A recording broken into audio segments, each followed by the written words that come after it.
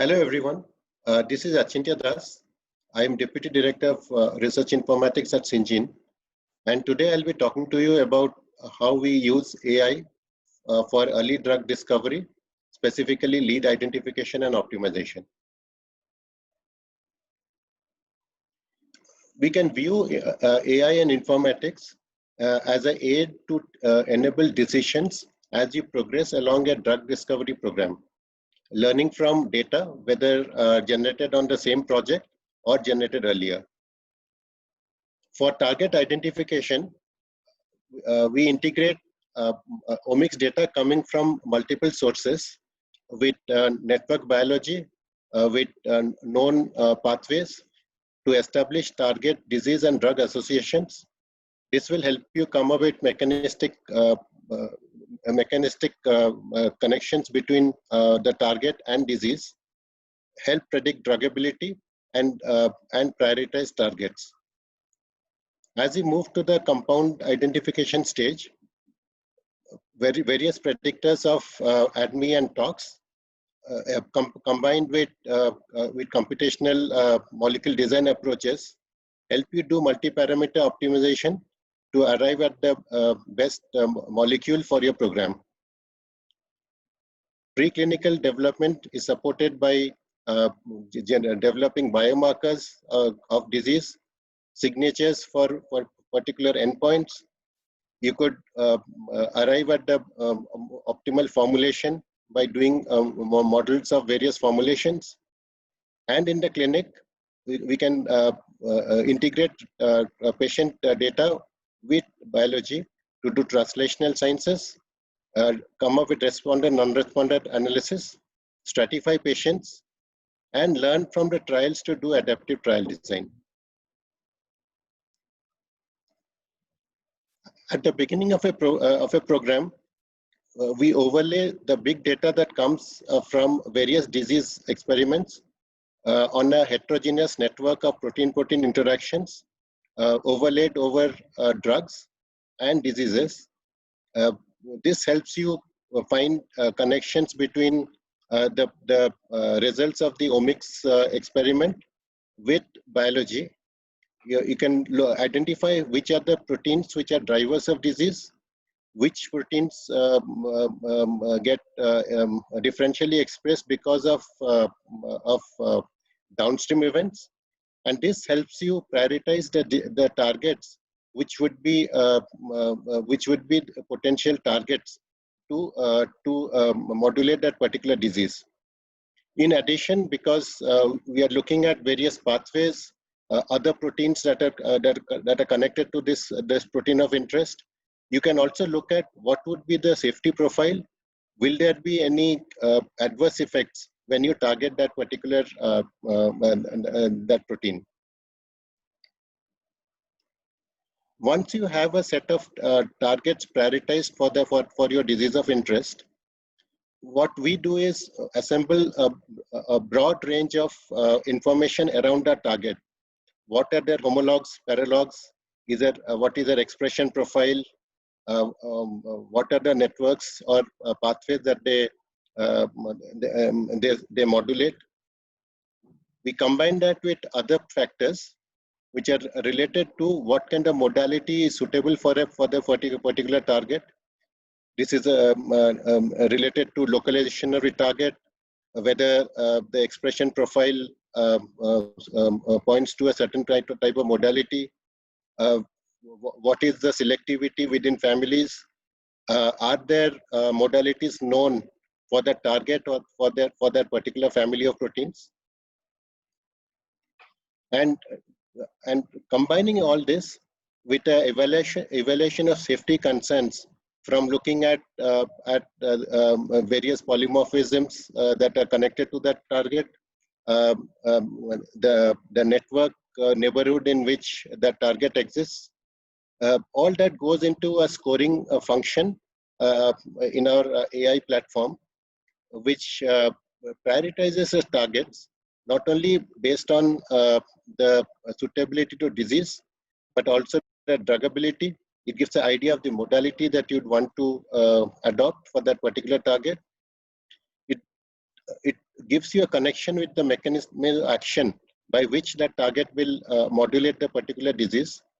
And that helps you set up the right validation assays. In addition, we highlight the potential risks which enable you to bring up a risk mitigation plan for that target.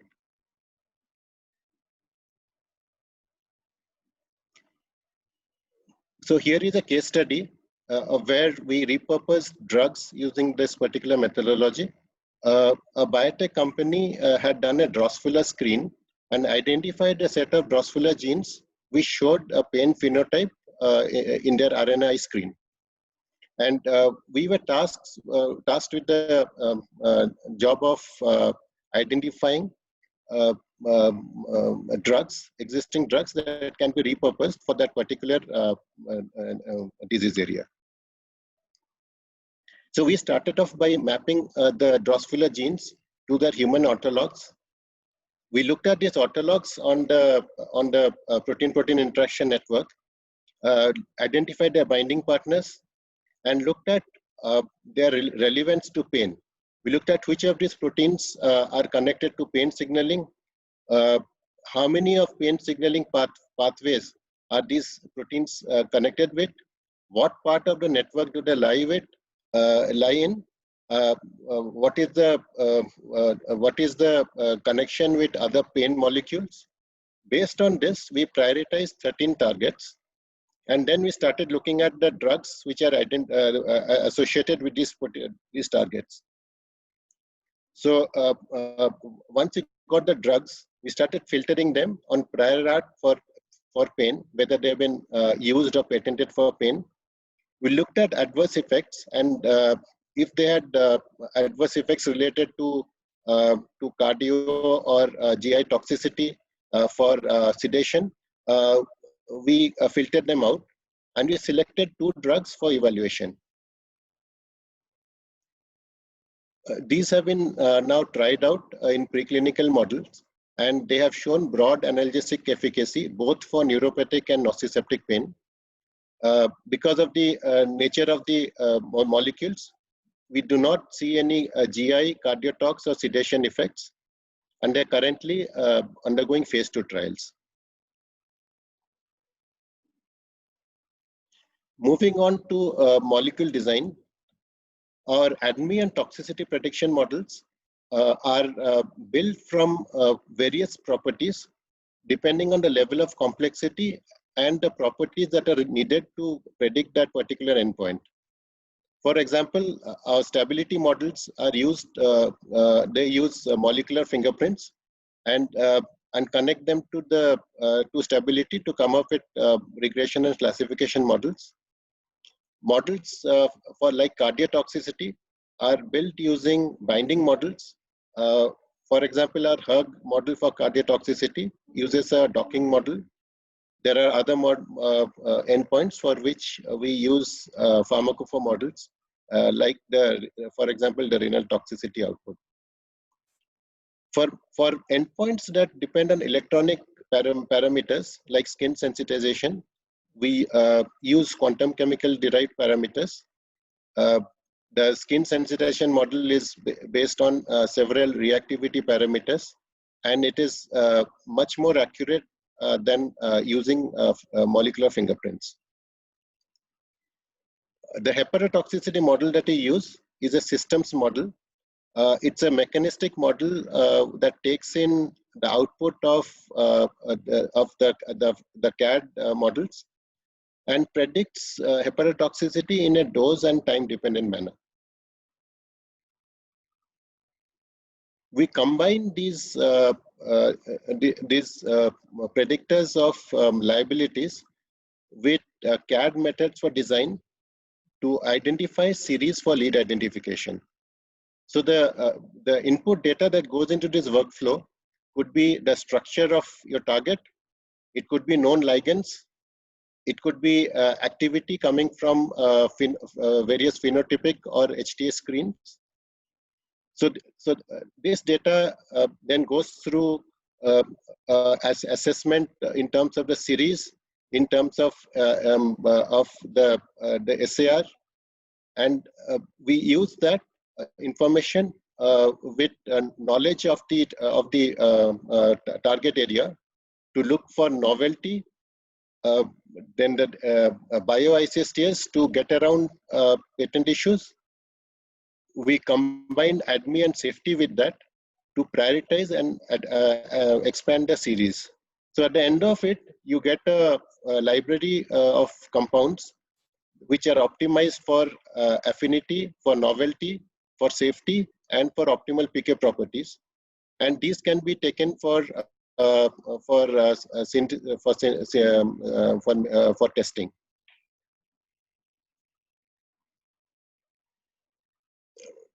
Once we have identified a series and go to the lead optimization stage, we use project data to generate structure property relationships and carry out a multi-parameter optimization based on that. So what we do is once you identify the project objective, various CAD models, ADME models, other rules help you predict the property that will help can give you a project score. We start with the data of the generated on the project, do virtual enumeration around the series, score the each molecule for its suitability for the project objective, and pick up the top scoring molecules for the next cycle of testing and assessment.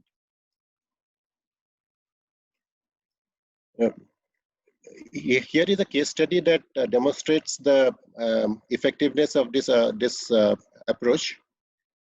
So we had a project where our client had generated several nanomolar inhibitors for VLA4, but these were suffering from poor bioavailability and rapid clearance rates.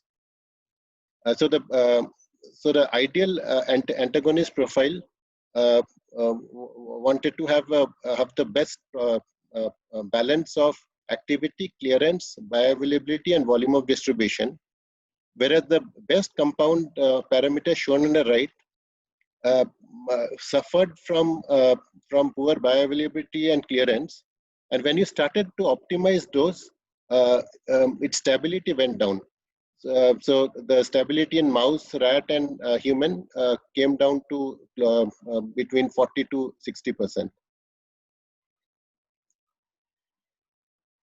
So what we did was we took the results that they had generated on that project, and we built models to predict each of those properties, passed it through our scoring function, which basically took the ideal profile, created a ideal property zone and a prohibited property zone, and started scoring those molecules for suitability for the project. And what you found was that 75% of the compounds had scores less than 50% for that project objective, and only 3 molecules scored between 70 and 73%. So the problem now became an optimization problem, where we wanted to take that score of 70 to 73% as close to 100 as possible. So this is how our workflow works. The series that is considered is broken up, and we enumerate molecules by using a library of R groups. Our CAD and QSR models predict the properties that we are looking for. We score the molecule for the project profile and run that cycle till we get the highest score. So the result of this was, after we scored around 10,000 molecules, we could go up to around 82%, and we gave a library of 10 compounds for evaluation. And as you can see, we were able to achieve the project objective of meeting activity, optimal PK with the right stability.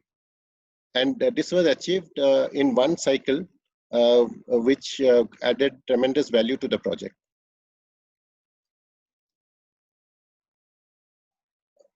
To close, I would like to reiterate that we use AI to integrate and learn from diverse data, genomic data, phenomic data, chemical knowledge, to make smart decisions in the drug discovery process.